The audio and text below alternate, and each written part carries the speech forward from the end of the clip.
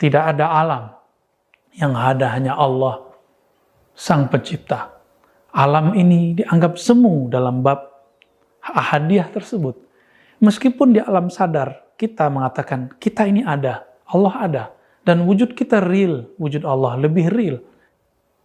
Wujud ingsun atau zat ingsun zat Allah, sifat ingsun sifat Allah, nama ingsun nama Allah.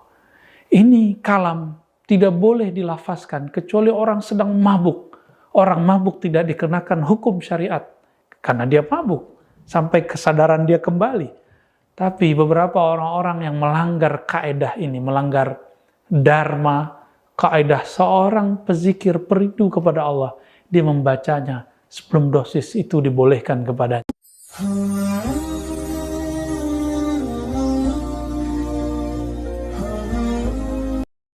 Bismillahirrahmanirrahim. Alhamdulillah wassalatu wassalamu ala sayyidina Rasulillah. Amma ba'du. Banyak orang berbicara tentang Al-Hallaj di zaman dulu. Kalau versi Nusantaranya adalah Syekh Siti Jenar. Namanya agak sedikit menggelikan karena laki-laki kok disebut Siti ya. Tapi itulah sebutan dulu ya. Mungkin dulu Syekh Saidi Jenar, tapi nggak tahulah kenapa kemudian berubah. Yang dulu dikatakan nama kecilnya Lemah Abang dan segala macamnya ya. Syekh Siti Jenar ini dari masanya terlihat semasa dengan Syekh atau Sunan Kalijaga dan sunan-sunan yang lain.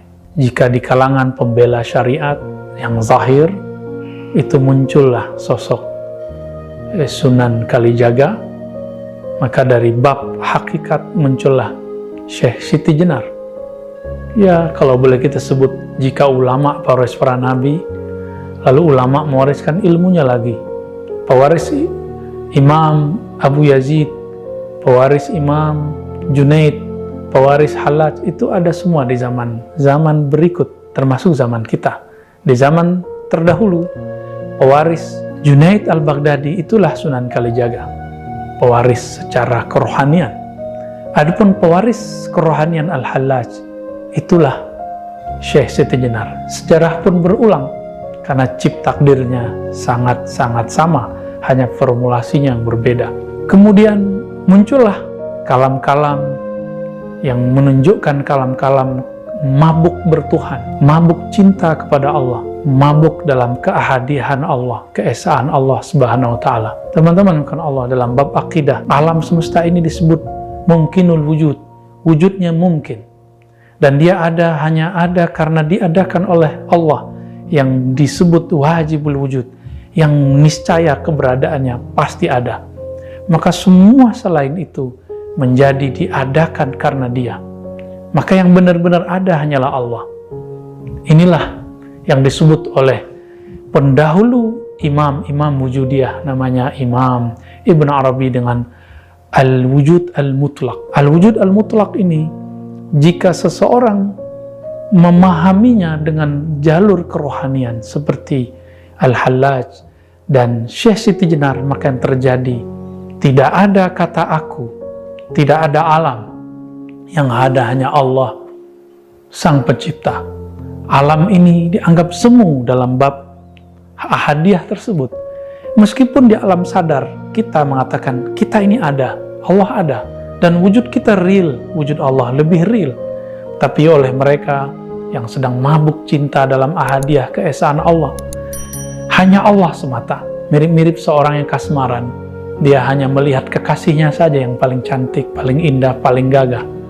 Maka di saat itu, kemanapun dia memandang, yang terbayang adalah wajah kekasihnya. Seperti cerita Laila dan Majnun.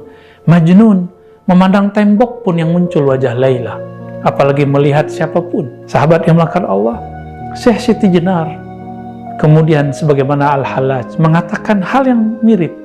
Mengatakan, jika Al-Hallaj mengatakan, di dalam jubahku adalah Allah, tiada kecuali Allah, maka Syekh Siti Jenar lebih dahsyat lagi, di dalam dirinya hanya Allah, wujudku adalah wujud Allah.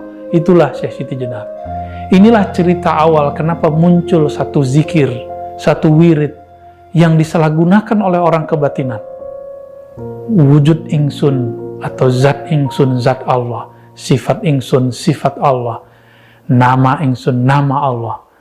Ini kalam tidak boleh dilafazkan kecuali orang sedang mabuk.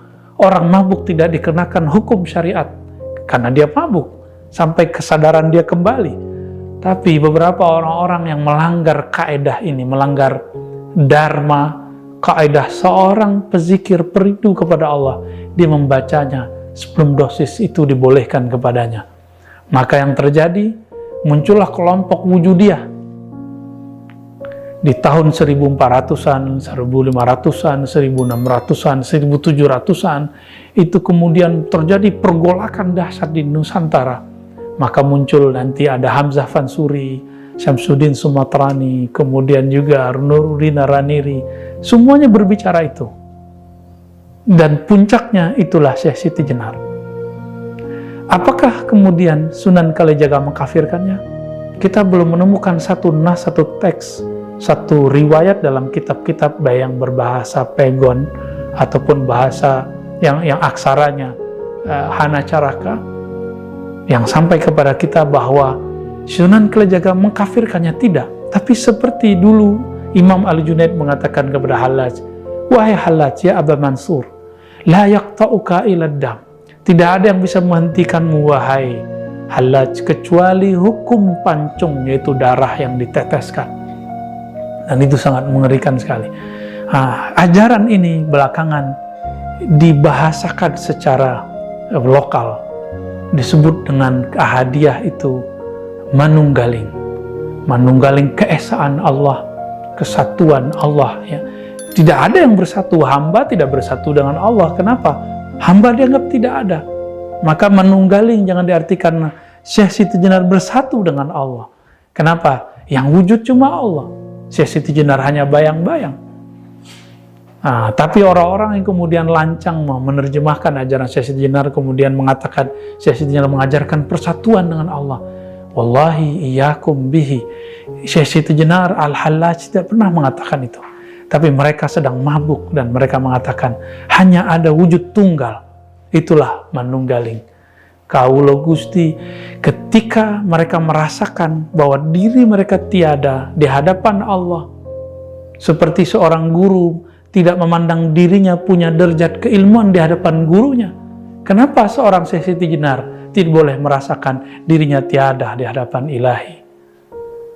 Maka teman-teman sahabat melakukan Allah, jika Imam Bukhari dulu mengatakan mastasghartu nafsi ila ala Ali Ibn al-Madini, aku tidak pernah merasa kecil, aku tidak pernah merasa lebur kecuali di hadapan Ibnul Madini. Kenapa Syekh Siti Jenar tidak boleh mengatakan itu? Kenapa Al-Hallaj kita larang mengatakan ma fi jubbati ilallah? Kan dia sedang mabuk asik dengan kekasihnya.